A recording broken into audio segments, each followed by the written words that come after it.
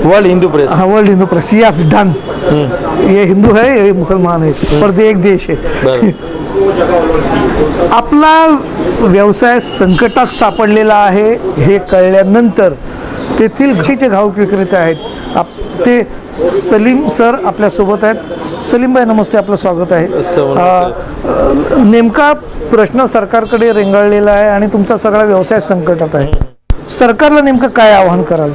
आमचं तर हे जे आहे की आमचे जे मार्केट आहे ते मार्केट पूर्ण डेव्हलप विकास करून परत त्या ठिकाणी आम्हाला थोडी जास्त जागा देऊन, जसं बाकीच्या SRAच्या मारायचा प्रोजेक्ट असतं की तुम्हाला 5.25 ची जागा मिळणार आहे किंवा 1 BHK मिळणार आहे, आणि पुन्हा तिकडे बनला की ते जो ओल्ड टेनंट असते त्याला प्रथम प्राधान्य देतो आणि मग ते बाकीचे वरच्या आहे ते कमर्शियली ते विकायला जातात। तसं आम्हाला तीच जागाला परत आम्हाला बसवा आणि आम्हाला जागा होती त्यापेक्षा अधिक वाढून देणार तर आहे तेवढी द्या, पण आम्हाला तिकडे तुम्ही स्थानांतर करू नका, आम्हाला काढू नका, आम्हाला परत ती आमची जागाला बसवा आणि बाकीचे जे भाग आहे ते विका।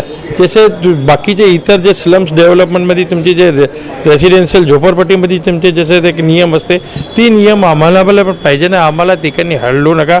आमच्या पिढ्याने पिढी आमच्या आजोबापासून किती वर्षापासून ते हे जागेवर बसून धंदा करते, आम्ही पण इकडे जर आमची पुढी येणाऱ्या पिढी पण इकडेच बसून करणार।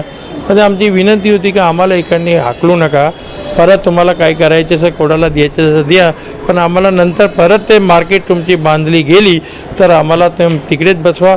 आम्हाला काही इंटरनॅशनल दर्जाचा पण पाहिजे नाही, नुसतं मुंबईकरच आम्हाला जगू द्या, आम्हाला राहू द्या, आम्हाला मुंबईत राहू द्या, आम्हाला शेंगाई बनवू नका आमच्या मार्केटला, आणि आम्हाला शांतीने आम्हाला शांतीपूर्वक प्रेमाने आमचा छोटासा व्यवसाय आहे ते चालून द्या।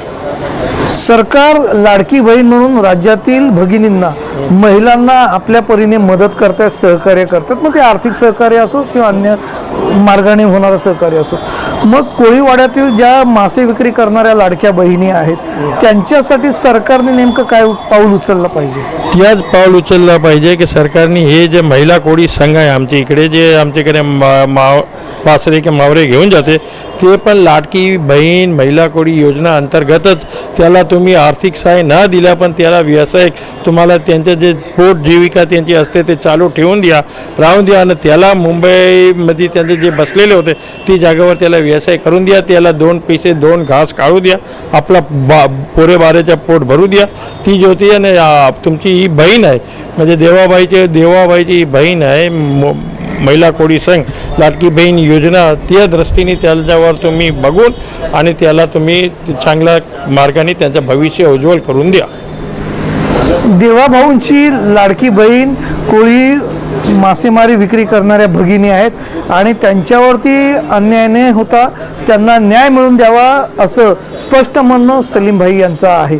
मुंबई आझाद मैदान येथून दिनेश मराठे, मुंबई। धन्यवाद।